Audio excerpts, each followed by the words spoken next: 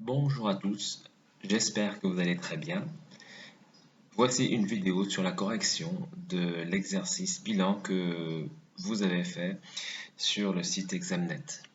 Donc c'est un exercice bilan qui avait réuni un exercice sur la détermination d'une fonction affine et la résolution d'une inéquation à l'aide d'un tableau de signes.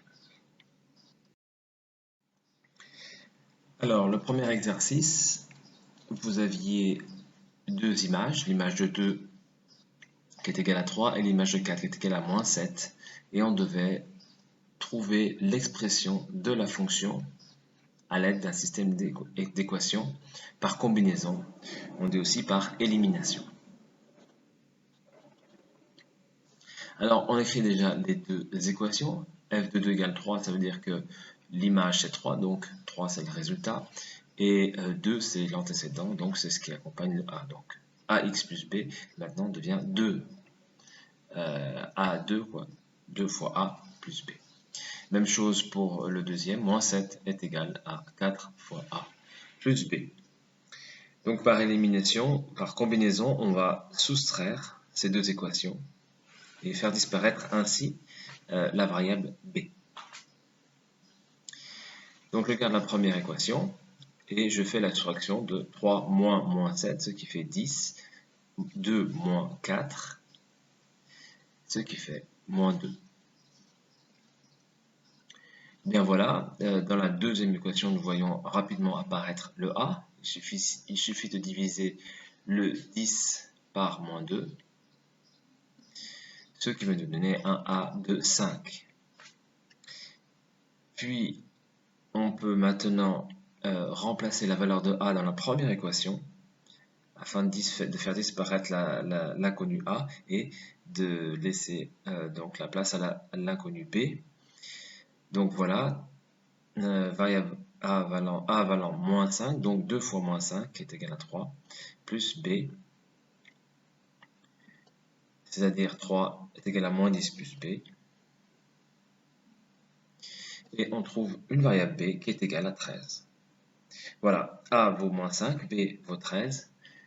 La fonction en fonction de x est égale à moins 5x plus 13.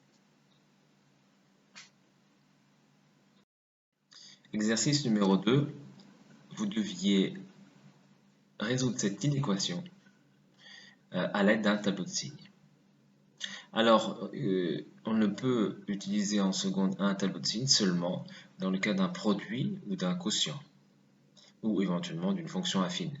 Donc, nous allons d'abord factoriser cette expression. 16x au carré moins 25, on reconnaît encore une fois une identité remarquable, la troisième, ce qui nous fait du 4x moins 5, facteur de 4x plus 5. Voilà, maintenant nous avons un produit.